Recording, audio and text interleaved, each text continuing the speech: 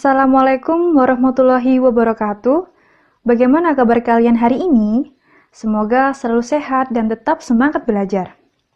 Perkenalkan, nama saya Febrina Hanif Adafi, guru Mapel IPA. Hari ini kita memasuki pertemuan yang kedua, yaitu tentang pengukuran sebagai bagian dari pengamatan. Kita mengetahui bahwa di alam ini terdapat banyak sekali objek yang dapat kita amati. Pada pembelajaran sebelumnya, kalian telah mempelajari tentang pengamatan.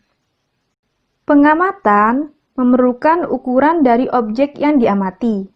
Untuk memperoleh ukuran tersebut, kita harus melakukan suatu pengukuran.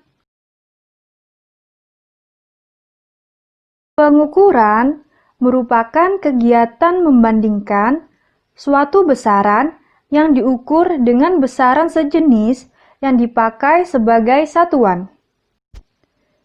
Sebelum kalian melakukan pengukuran, terlebih dahulu kalian harus mengetahui besaran dan satuan.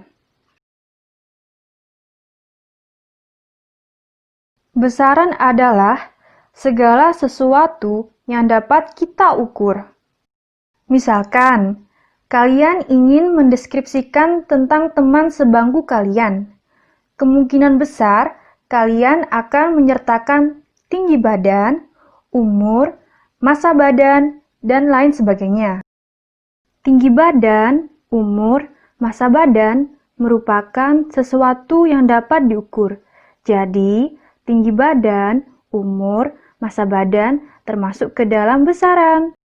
Sedangkan, segala sesuatu yang tidak dapat diukur dinamakan bukan besaran. Contohnya adalah rasa kasih sayang ibu kepada anaknya.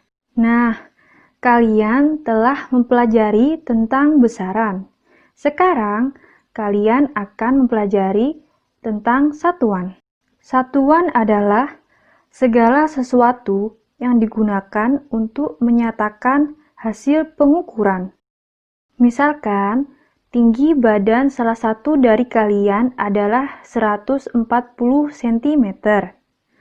Maka, cm merupakan satuan, sedangkan 140 merupakan nilai dari pengukuran. Suatu ketika, kalian ingin mengukur panjang sebuah ballpoint dengan menggunakan penggaris. Ternyata, panjang ballpoint adalah 15 cm. Maka di sini, panjang merupakan besaran, 15 merupakan nilai dari pengukuran, dan cm merupakan satuan. Massa badan Adi adalah 32 kg. Maka, massa adalah besaran, 32 adalah nilai, sedangkan kilogram adalah satuan. Satuan dibedakan menjadi dua jenis, yaitu satuan baku dan satuan tidak baku. Misalnya, kalian ingin mengukur panjang ruang kelas dengan menggunakan langkah kaki. Langkah kaki kalian digunakan sebagai satuan pengukuran. Dari pengukuran tersebut, ternyata didapatkan hasil yang berbeda pada setiap anak. Kita ambil 4 contoh dari hasil pengukuran kalian. Panjang ruang kelas sama dengan 24 langkah kaki A. Panjang ruang kelas sama dengan 23 langkah kaki B. Panjang ruang kelas sama dengan 24,5 langkah kaki C. Panjang ruang kelas sama dengan 26 langkah kaki D. Mengapa hasil pengukuran tersebut berbeda? Ada yang tahu? Ketika kalian ingin memesan baju ke penjahit dengan panjang lengan 3 jengkal, kemungkinan besar hasilnya tidak sesuai dengan keinginan kalian, karena jengkal penjahit dan jengkal tangan kalian memiliki ukuran yang berbeda. Nah, jengkal, langkah kaki merupakan contoh dari satuan tak baku.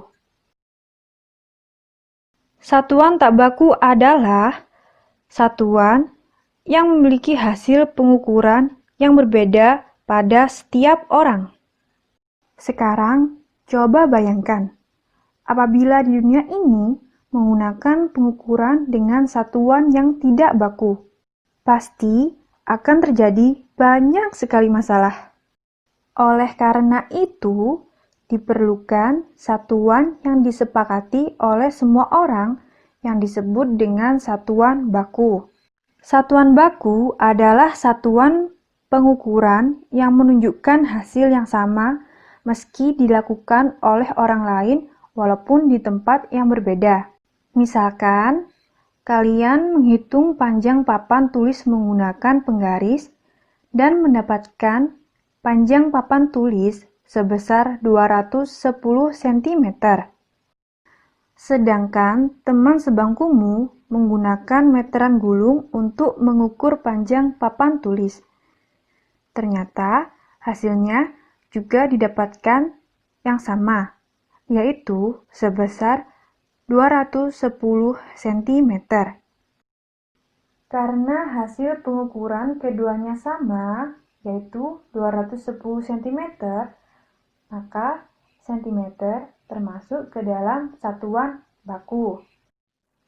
Contoh dari satuan baku yaitu cm, meter, menit, jam, gram, kilogram, ampere, dan masih banyak lagi. Sekian pembelajaran hari ini.